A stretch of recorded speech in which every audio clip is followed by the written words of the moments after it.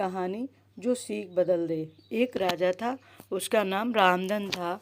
उसके जीवन में सभी सुख थे। राज्य का कामकाज भी ऐशो आराम से चल रहे थे। राजा के नैतिक गुणों के कारण प्रजा भी बहुत प्रसन्न थी। और जिस राज्य में प्रजा खुश रहती है, वहाँ की आर्थिक व्यवस्था भी दुरुस्त होती है। इस प्रकार हर क्षेत्र में राज्य का प्रभाव अच्छा था। इतने सुखों के बाद भी राजा दुखी था, क्योंकि उसकी कोई संतान नहीं थी। ये गम राजा को अंदर ही अंदर सताता रहता था। प्रजा को भी इस बात का बहुत दुख था।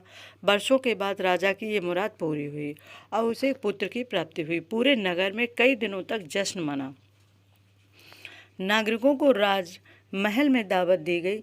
राजा की इस खुशी में प्रजा भी झूम रही थी। समय बीतता जा रहा था। राजकुमार का नाम नंदन सिंह रखा गया। पूजा पाठ एवं इंतजार के बाद राजा को संतान प्राप्त हुई थी, इसीलिए उसे बड़े लाड़ प्यार से रखा जाता था। लेकिन अति किसी बात की अच्छी नहीं होती है। अधिक लाड़ प्यार ने नंदन सिंह को बहुत बिगाड़ दिया था। बचपन में तो नंदन की सभी बातें दिल को लुभाती थीं, पर बड़े होते होते यही बातें बदतमीजी लगने लगीं। नंदन बहुत ज़्यादा जिद्दी हो गया। उसके मन में अहंकार आ गया था कि वो चाहता था कि प्रजा सदैव उसकी जय जयकार करे, उसकी प्रशंसा करे। उसकी बात न सुनने पर वो कोलाहल मचा देता था। बेचारे सैनिकों को तो वो पैर की जूती समझता था। आए दिन उसका प्रकोप प्रजा पर उतरने लगा था। वो खुद को भगवान समान पूजता देखना चाहता था। आयु तो बहुत कम थी, लेकिन अहम कहीं गुना बढ़ चुका था। नंदन के इस व्यवहार से सभी बहुत दुखी थे। प्रजा आए दिन दरबार में नंदन की शिकायत लेकर आती थी, जिसके कारण राजा का सिर लज्जा से झुक जाता था। यह एक गंभीर विषय बन चुका था। एक दिन राजा ने सभी खास दरबारियों एवं मंत्रियों की सभा बुलवाई और उनसे अपने दिल की बात कही कि वे राजकुमार के इस व्यवहार से अत्यंत दुखी हैं। राजकुमार इस राज्य का भविष्य है। अगर उनका व्यवहार यही रहा तो राज्य की खुशहाली चंद दिनों में ही जाती रहेगी। दरबारी राजा को सांत्वना देते हैं और कहते हैं कि आप हिम्मत रखें, वरना प्रजा निस्सहाय हो जाएगी। मंत्री ने सुझाव दिया, राजकुमार को एक उचित मार्गदर्शन एवं सामान्य जीवन के अनुभव की जरूरत है। आप उन्हें गुरु राधा गुप्त के आश्रम भेज दीजिए। सुना है वहाँ से जानवर भी इंसान बनकर निकलता है। ये बात राजा को पसंद आई और उसने नंदन को गुरु जी के आश्रम भेजा। अगले दिन राजा अपने पुत्र के साथ गुरु जी के आश्रम पहुँचे। राजा ने गुरु राधा गुप्त के साथ अकेले में बातें की और नंदन के विषय में सारी बातें कहीं। गुरु जी ने राजा को आश्वस्त किया कि वे अपने पुत्र से तब मिलेंगे जब उन्हें गर्व महसूस होगा। गुरु जी के ऐसे शब्द सुनकर राजा को शांति महसूस हुई और वे सहर्ष अपने पुत्र को आश्रम में छोड़कर राजमहल वापस लौट गए। अगले दिन सुबह गुरु के खास चेले द्वारा नंदन को भिक्षा मांगकर खाने को कहा गया, जिसे सुनकर नंदन ने साफ इनकार कर दिया। चेले ने उसे कह दिया कि अगर पेट भरना है तो भिक्षा मांगनी होगी और भिक्षा का समय शाम तक ही है, अन्यथा भूख का रहना पड़ेगा। नंदन ने अपनी अकड़ में चेले की बात नहीं मानी और शाम होते होते उसे भूख लगने लगी, लेकिन उसे खाने को नहीं मिला। दूसरे दिन उसने भिक्षा मांगना शुरू कर दिया। शुरुआत में उसके बोल के कारण उसे कोई भिक्षा नहीं देता था, लेकिन गुरुकुल में सभी के साथ बैठने पर उसे आधा पेट भोजन मिल जाता था।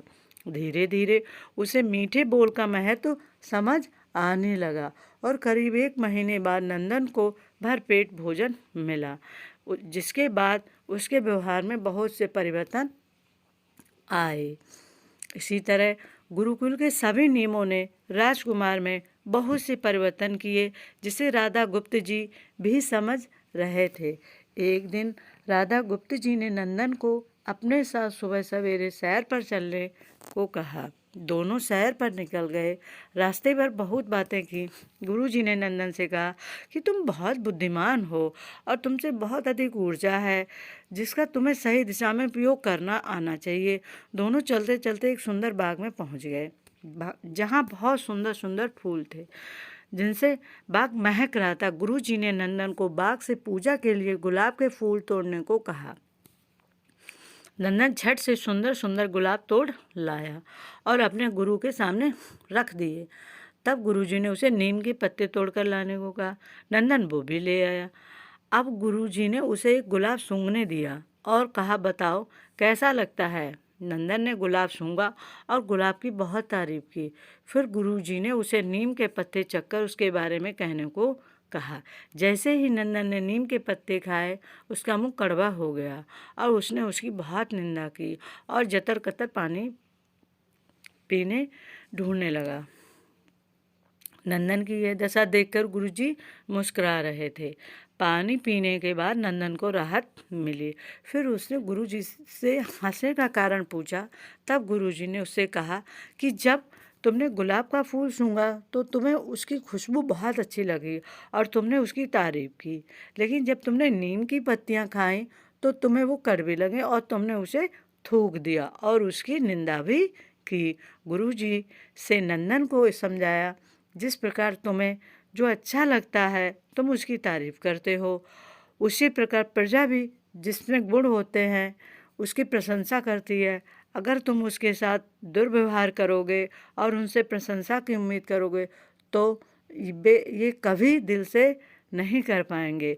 इस प्रकार जहाँ गुण होते हैं वहाँ प्रशंसा होती है।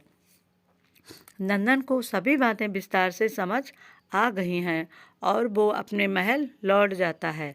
नंदन में बहुत परिवर्तन आया और वो बाद में एक सफल राजा बनता है। कहानी की सीख। गुरु की सीख ने नंदन का जीवन ही बदल दिया। वो एक क्रूर राजकुमार से एक न्यायप्रिय दयालु राजा बन गया। इस कहानी से हमें यही शिक्षा मिलती है कि हमें गुण होंगे तो लोग हमें हमेशा पसंद करेंगे, लेकिन अगर हम अवगुणी हैं तो हमें प्रशंसा कभी नहीं मिल सकती।